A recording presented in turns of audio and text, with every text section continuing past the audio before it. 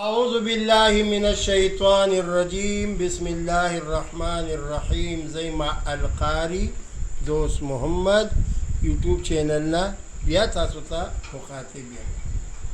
الحمدلله ثم الحمدلله زه ډېر زیات خوشحاله یم چې سیرت النبي صلی الله علیه وسلم ما شروع کړی دی. نو تاسو ډېر په مینه په محبت سره ګورئ. ډېر ټلیفونونه هغې راغلي دي د مختلفو اطرافونه. الله پاک دې ستاسو دا مینه دغسې برقرار وساتي. او دا مینه ما سره نه ده، دا زه چې کمې خبرې کوم دا مینه ستاسو د دواړو جهانو سردار سره ده. واقعه اتمه حصه شروع کیږي او دا واقعه تاسو ته ښه معلومه ده چې دا د سیرت النبي صلی الله علیه وسلم سیرت دی. او اتمه حصه د نبی کریم صلی الله علیه وسلم شروع کیږي. پیغمبر علیه السلام د معراج نه راواپس شو. نو مشرکین خو ډېرې خبرې کړې وي. ابو جهل هم پکې یو خبره کړې وه چې نن خو اشنا بلبل سوی. خو حضرت ابو بکر صدیق رضی الله تعالی عنہ غوږ ته چې آواز راغی ویل بالکل آقای نامدار محمد رسول الله صلی الله علیه وسلم معراج تم تللی دی، واپس هم راغلی دی. زه د دې خبرې تصدیق کوم. د معراج پیله تصدیق حضرت ابو بکر صدیق رضی الله تعالی عنہ وکړو. نو لقب ورته څه میلاو شو؟ صدیق لقب ورته میلاو شو. کله چې آقای نامدار محمد رسول الله صلی الله علیه وسلم دی دنیا ته یعنی اسمانونو نه لاندې ځمکې ته راغی، نو مشرکینو هغې په خپلو کې ګونګوسې کولو چې نن اشنا نورې خبرې کوي. نو دغه وخت کې نبی کریم صلی الله علیه وسلم سره دوه کسان هغې موجود. نبی کریم صلی الله علیه وسلم هجرت کوي. د مکی مشرکینو د هغې نه نبی علیه السلام ډېر تنګې ته راغی، هر قسم تکلیف وررسوي. آقای نامدار محمد رسول الله هجرت کوي، مدینې منورې ته هجرت کوي. لیکن مدینې منورې نه جواب ملاویږي. ای د دواړو جهانو سردارا مدینې منورې ته فی الحال مرازای، فی الحال مدینې منورې ته تشریف لا مه راوړئ. وجه سوا وجه دا وه چې دغه وخت کې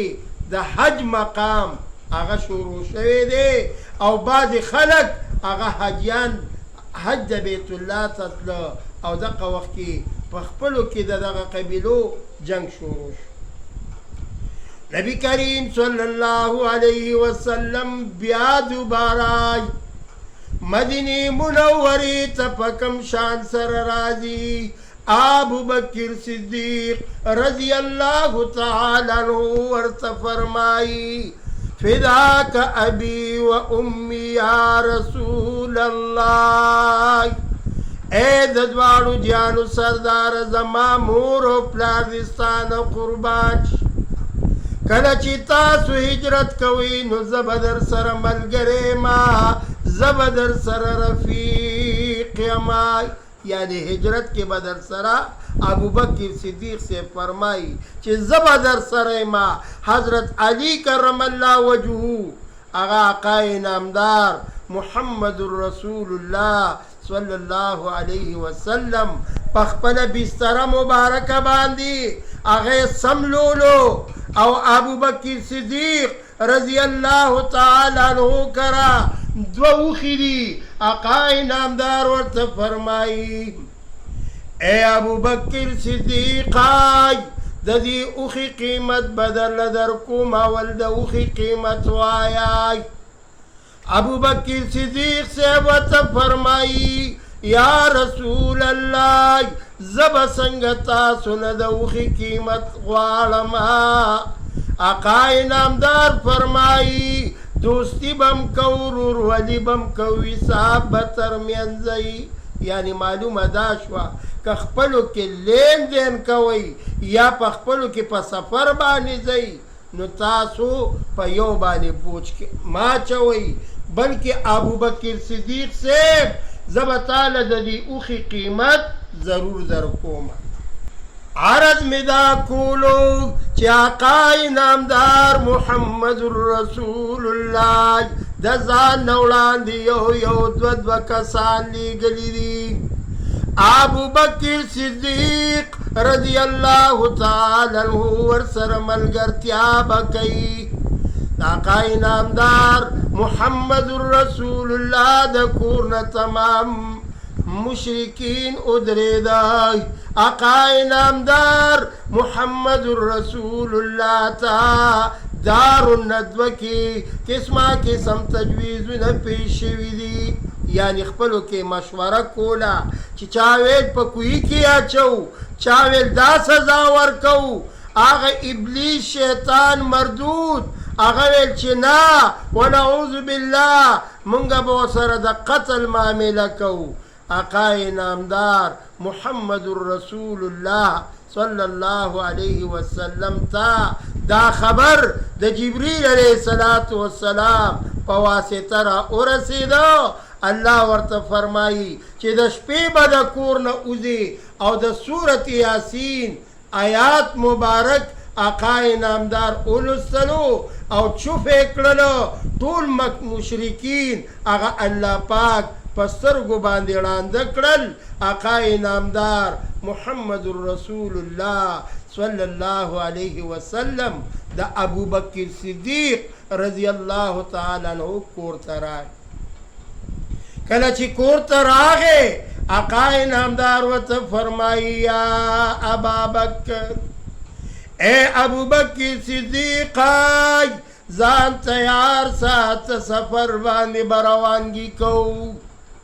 دوه اوښې تیارې کړي دي په هغه دوو اوښو باندې اوس ورلي کېږي او هجرت به کېږي سفر کېږي دې وخت کې اوس اوښې هغه لا ولاړې دي آقا انعامدار محمد رسول الله صلی الله علیه وسلم د ابوبکر صدیق رضی الله تعالی عنہ سره کم مقام ته ځان رسوي غار سور ته حاجیانو صاحبانو د غزې مقام کتلی دی چا که نه یې کتلی الله دې ورته وښیي الله دې ورکې بار بار زمونږ او ستاسو نصیبه پیدا کړي غار سور مقام ته چې ځي ابوبکر صدیق رضی الله تعالی عنہ کله وړاندې شي کله رستو کیږي آقا انعامدار محمد رسول الله ورته فرمایي ما لک یا ابا بکر اے ابوبکر صدیقا کله ما نه وړاندې کیږي او کله ما نه رستو کیږي یا رسول الله کله چې تاسو نه زه وړاندې کیږم زه یم چې دشمن د وړاندې نه حمله کوي چې په ما باندې ګزار وشي خیر دی خو یا رسول الله چې تاسو ته تکلیف میلاو نشي کله کله مې زړه کې دا خیال راشي چې هسې نه دشمن د رستو نه ګزار کوي نو زه کله رستو کېږم او کله وړاندې کېږم حتی چې غار سور مقام ته آقا انعامدار محمد رسول الله صلی الله علیه وسلم تشریف اوری وکړله دغه غار سور سره فوراً کبوتر راغی او هغه جاله جوړه کړله دغه کمتره نن حاجیان صاحبان ګوري دغه کمتر ذات ته کم چې آقا انعامدار ته جاله جوړه کړې ده انډې پکې اچولي دي مشرکین راغلو کچرې دلته یي نو دلته دا جاله څه کوي پکار دا دی چې جاله ورانه شوې وي عنکبوت جولاګې هغه خپل کور زر تر زره جوړ کړو چرمخکۍ چې په دې شپه کې مونږ او تاسو ته ښکاري د آقای نامدار محمد رسول الله ډیر زیات خدمت کړی دی د خپو چاپونه مبارکه هغه ګوره دې چرمخکۍ وران کړي دي عرض مې دا کولو 3 شپې او 3 ورځې قیام همدغه ځای کې کېږي ابو بکر صدیق رضی الله تعالی عنہ فتون وتویل کو او آقای نامدار ته فرمائی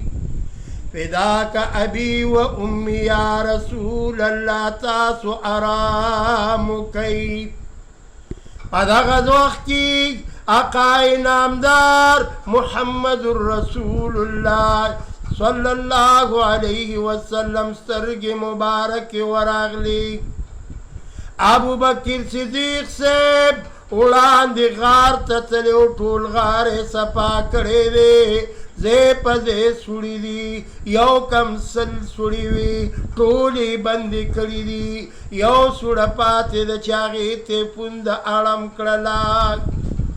آقای نامدار محمد رسول اللہ تشریف فرما دے آرام کئی ابو بکر صدیق رضی اللہ تعالی عنہ سرگ مبارک نوخ کے راغلی سرور کونین وط فرمائی اے ابو بکر صدیق آج مالکاج سشوی دی تالر چی جڑا کے اوخ کی دی راغلی زما پا مخمانی پریوتی و یا رسول اللہ نور خبر نہیں ماج تاسو آرام فرمائلو ما زان دیر کلکلو خو ما زان برداشت رانغے اوخ کے میرالے تاسو پا انوار چہرہ مبارک باندی پریوتی حضور علیہ السلام فرمائی اے اریو حشاج چه هر سیینو بہر تراشی لوی اجدها خامار اغا دا آقای نامدار مخی تراغی اغا اجدها خامار چه اغی تا شجاع اقرا ویلشی عربی کی شجاع دا گنجی تا ویلشی اقرا بہادر تا ویلشی دومره بهادر چې د ډیر زهرو د وجنا داغه د سر گنجې شوی آقای نامدار ورته فرمایي زما رفیق لدی ولی تکلیف ورکو هغه مار ورته الله ګویان کو چې فداک ابي و امي یا رسول الله شپږ سوه کاله وشو چې ما انتظار کولو او دا دومره سوړې مې کولاو کړې وي چې په دې کې به د آقای نامدار د مخ مبارک دیدار کوم په دې سوړه کې به د آقای نامدار د لاسونو مبارک دیدار کوم ټولې لارې بندې وي په ځان پوه شوی نه ما یا رسول الله ستا رفیق ته مې ځکه تکلیف رسولی دی آقای نامدار محمد رسول الله ابو بکر صدیق صاحب پونده مبارک رواخستا او پلاری مبارک دخلی پی پوری کری اللہ والا شفا ورکللا دا واقعا دی پوری را ورسیدلا اللہ پاک دی منگ و تاسو لا پا دی واقعا باندی دا عمل کولو توفیق را کی زی مالقاری دوست محمد زنن بیمارم اوما چونکی تاسو ما سره ډیره مینه ده ډیر محبت هم دی زما دا یوټیوب چینل تاسو ډیر په مینه په شوق سره ګورئ ماشومان یې ګوري یقین وکړئ ډیرو خلکو ټلیفونونه کړي دي د بیل بیل نوم نشم اخیستی خو دا واقعه ستاسو خوښه ده نو زما هم د سره مینه پیدا شوه رب العالمین دې تاسو لم کامیابي درکړي ما له دې الله کامیابي راکړي و آخر الدعوانا ان الحمد لله رب العالمین